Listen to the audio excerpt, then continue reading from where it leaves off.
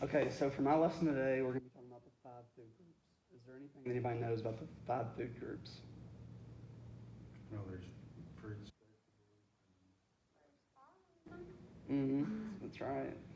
Y'all been hearing it your whole We're lives, supposed so to I have figured like a y'all should know. balanced diet with all of them, but like we're supposed to actually have different amounts of each. Yes.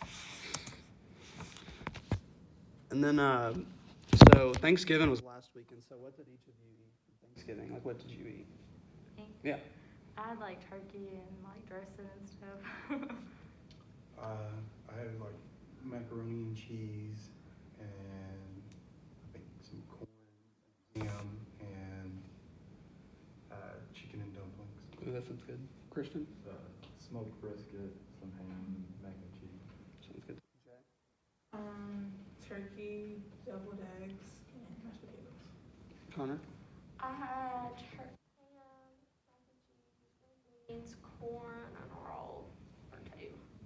I had we fry up a bunch of like wild game at my Thanksgiving. It's not like really your typical meal. So we had like fried deer, turkey, pheasant, all kinds of different bird stuff. Would y'all say that y'all's meals are very balanced? Would y'all say that you had a balance, like threw in all kinds of fruits, vegetable, grain? No. No. Well, I don't think mine was either. But today we're gonna figure out why it's important to do that. Uh, so why food groups? Why do you think we have food groups? Anybody know? To make sure you have all the nutrition you need. Yes, and that's how they split up the food groups. They split it up in nutrition groups, and they do that so it's easier on a person to understand what they need on an everyday basis. So it's like, why would you put an apple in a different group than a steak? Well, the nutritional value is different each one, so that's why they split it up into 5-1 because there's different nutritional values for each food. And it's a lot easier for a person to say, hey, you need 2 cups of fruits a day instead of saying, hey, you need 75 milligrams of vitamin B a day. It's a lot easier to say, like to measure out cups than it is to measure out milliliters of a certain food. So our first food group would be fruits, and for fruits, the recommended intake a day is 2 cups, and fruits isn't necessarily super hard to differentiate between on how hard it is to measure. Like one applesauce thing would be 1 cup, so just 2 of those. And then like a whole apple is 1 cup, and a whole banana, a whole orange, a whole pear. So it's pretty easy to figure out how much you should eat on a day. And the fruit group is high in potassium, and they have their own natural sugars, and that's why they are their own group. Um, and then our next one would be vegetables, and vegetables is 3 cups a day recommended, and it's not super hard to figure out which one to eat either because a lot of it can fit into a measuring cup vegetable wise.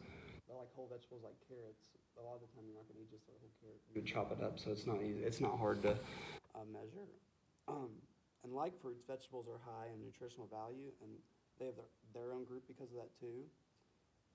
Some vegetables are very starchy though, like potatoes or corn. So you really have to watch what you eat. It's like green vegetables are definitely the best for you. So try to eat green vegetables more than just any vegetable in general. Grains are split up into 2 groups.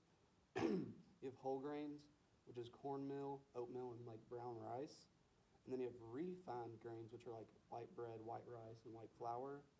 And the difference between the two would be that whole grains, which is your oatmeals and brown rice, are still kerneled. Like they haven't been broken up and made into like a powder or something to mix something. It's still kerneled. It's still its whole self. Um, Grains give carbs, and that's how your body gets its energy, and that's what their own group is because they have carbohydrates, which is how your body functions. Um, it's recommended 4 ounce equivalents, which means like 1 ounce equivalent would be like a slice of bread. So 4 of those a day is recommended, but it's not necessarily recommended. Like you don't want to eat all refined grains, which would be like white bread because that's not healthy for you. You would want more whole grains, which is your cornmeal or oatmeal or brown rice, because they're more healthy for you. The next one would be proteins, and this is recommended 6 ounces a day.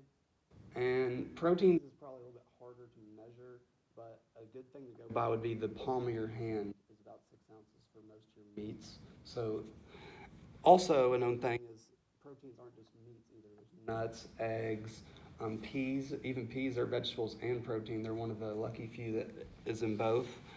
Protein gives your body energy and is what helps build muscle in your body and keep muscle, so that's why it's its own group. Meats can be very fatty, so you have to watch what you eat. Kind of like how vegetables can be very starchy meats, and proteins can be very fatty. The last one would be dairy, and it's recommended 3 cups a day, and that's super easy to measure because everything in dairy is mostly liquid, and if not, a lot of it can be put in a measuring cup and measured, so it's not very hard to measure. Fat-free and low-fat for anything for dairy is mainly recommended because dairy can also be not healthy. Say if you were to do like just 3 cups of ice cream, that's not really that healthy for you. You want low-fat stuff. Fun fact, 90% of Americans do not reach their proper dairy intake in a day, which I would have figured that they did, especially young children, because you're kind of pushed to drink milk because it's good for your bones, and that's why babies all like drink milk, is because all the nutritional value in it. But I was very surprised by that. Any questions on the 5 food groups? No? Okay, so does everybody have a piece of paper? No pencil? You can use mine over there, Jen, if you want.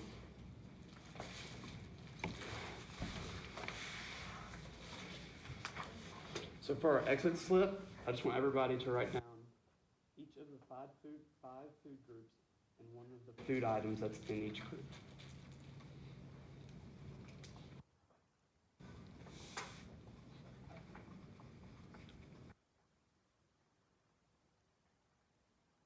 I want to make sure that y'all all have a basic understanding of what's going on.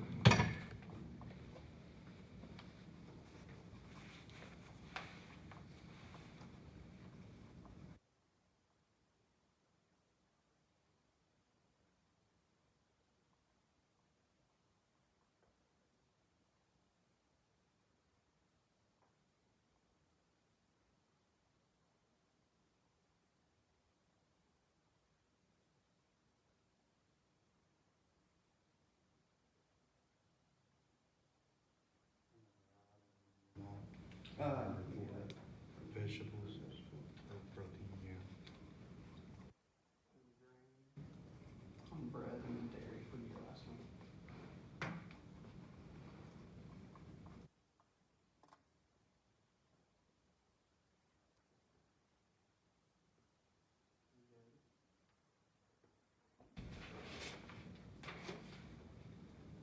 You done, Jen?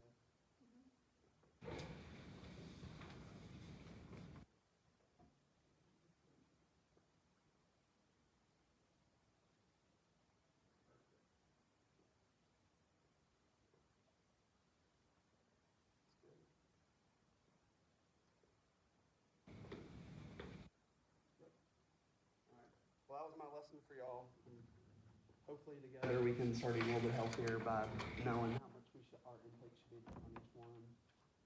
Luckily for us, Thanksgiving's not every day, so it's not like we're just pounding food every day. So hopefully we'll all be better.